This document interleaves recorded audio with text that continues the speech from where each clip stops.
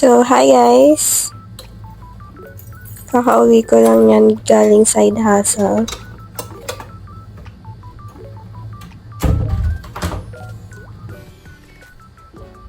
And then, binuksan ko naman yung ilaw dahil off yung mga ilaw pagdating ko.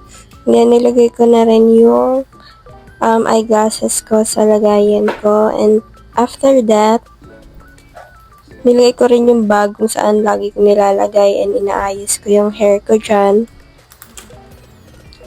Kasi hindi ko alam. Inaayos ko lang. Ang haba na pala ng hair ko. And after that, i-charge ko ang aking tablet sa power bank kasi ang layo ng saksakan. Or sadyang tinatamad lang ako. And then, kinuha ko yung in-order ko kanina. I mean, yung dumating na parcel sa bag ko. Dumating kasi dun sa kabilang address. So, ayan yung binili ko. Mocha. Nestle Mocha. Sa Japan yan galing. So, sa Shopee ko lang siya nabili. Tinry ko lang. 5 pieces yan. And then, may libreng isa.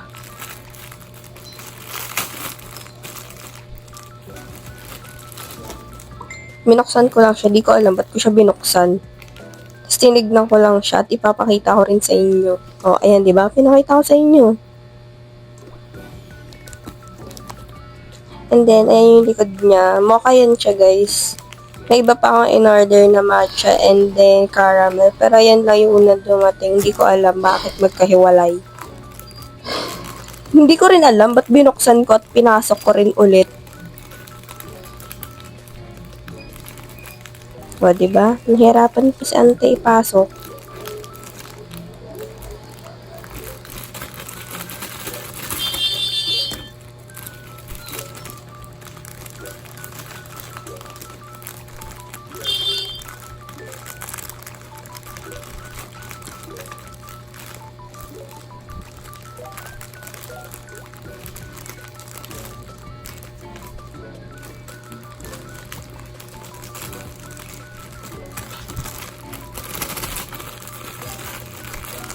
Ewan ko ba, lutang ako nag-aano dyan. Tingnan mo, inaayos ko pa yan siya. Maayos na nga at nakikita naman, tinanggal pa sa plastic.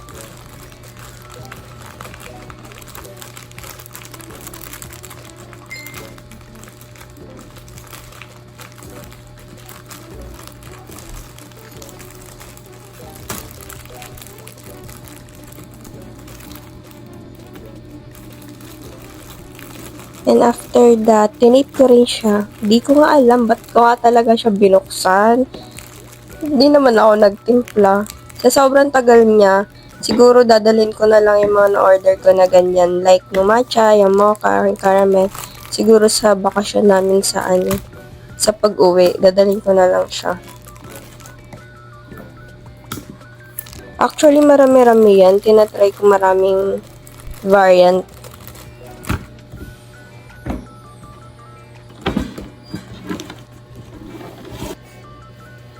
And after that, habang nagpapahinga nga ako, ayan, dumudulas yung case ko guys, di ko alam bakit, dahil silicone siguro siya. Nagpapahinga lang ako, tapos nag-check ng email, chats, etc. sa tablet ko. Kasi may ibang notif na nagna-notif sa iPad, ay sa tablet, pero sa phone hindi. O ayan na naman, ewan ko talaga, ba't dumudulas yan? Sakto naman.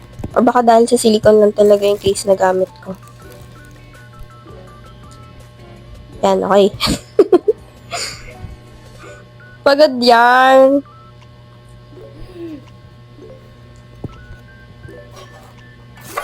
Kahit anong gawin ko dyan, dumudulas talaga siya. Bahala na. Hindi ko alam kung napapagod yung mukha ko or sadyang mataba lang ako. Hindi ganyan yung mukha ko dati, guys.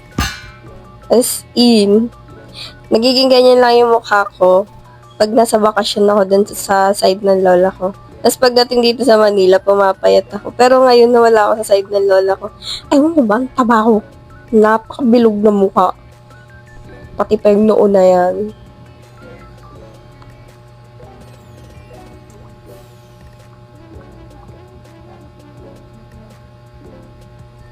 Tamang check-check lang ako yan, guys. Baka kasi may ibang side hustle na pumasok. So, alam mo yun, sayang naman ang opportunity habang nag-aantay ako kay mama.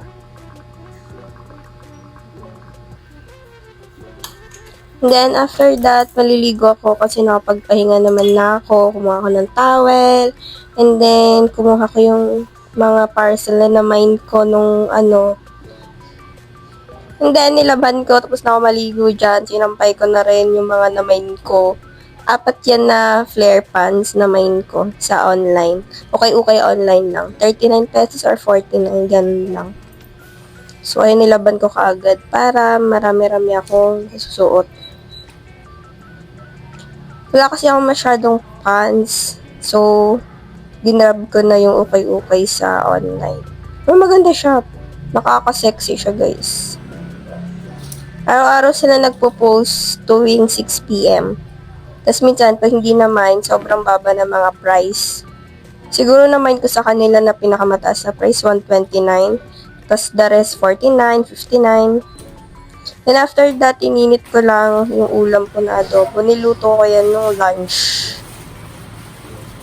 Then, tinapon ko yung lagayan, parcel, ng pans.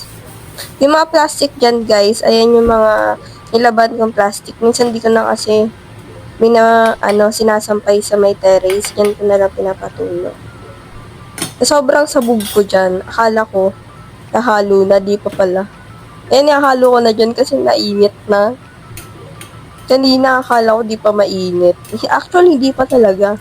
Ewan ko ba nasa isip ko mainit na kaya kumuha ko ng sandok. And then, dadagdagan ko siya ng chili flakes. May anghang naman siya, pero feel ko kulang. Kaya nagdagdag ako. Hindi ako fan ng spicy or mga maanghang. Pero, para iwas, suya, nilalagyan ko siya ng anghang konti. And then, after that, maglalagay ng kanin. Yes naman, sinukat yung kanin. Tumataba na kasi. Minsan gusto ko na lang isang beses ako kumain. Or kakain man ako ng kanin sa tanghali, tas di na yung iba. Kasi ang taba ko na as in. Ibibilog na tayo, guys. Ewan ko na lang. Gusto ko mag-exercise na ulit eh. Kasi bumibilog na tayo.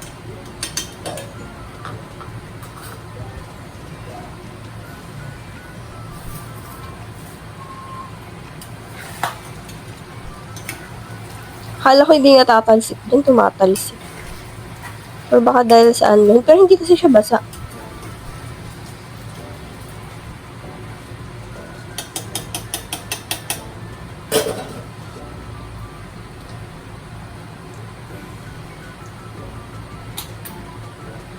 Kumuha lang ako ng tissue para punasan yung puwet ng And after that, maglalagay na ako ng ulam dyan sa lagayan ng mangkok. Yung mangkok na maliit.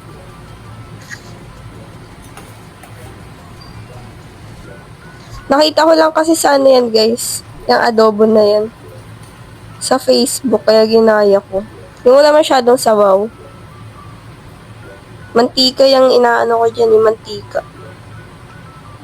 Pero hindi ko siya sinasabaw, guys. Na alam mo yung na yung sabaw. Nalagyan ko ng konti yung rice.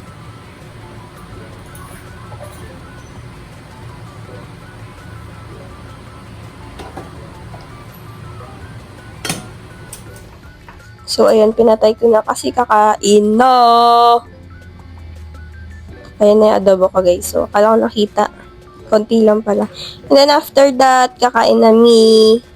Mag-watch ako dyan. So, nag-pray na ako before kakain. Then, chat. After that, eat na! Bubuksan pa yung electric fan, kala mo mawawala yung init. Charot ako dyan sa electric fan na yun. Ano daw, Sir Gavin? Want to know our secret? For our picky eating kids, a scented kid. Yan na, kakain na guys. Kain guys! Ang sarap ng ulam ko guys! Adobo! Adobong baboy. Adoboy. Tara, kain tayo sa iba. First bite. Huwag tayo sa iba. Kumain ka na ba? Ha? Tara. Wala kang mga tao eh. Hanggang dyan na lang guys. Inaantok na ako guys. Habang nagbo-voice over. Sumasakit na ulo ko guys. Bye bye. Paalam.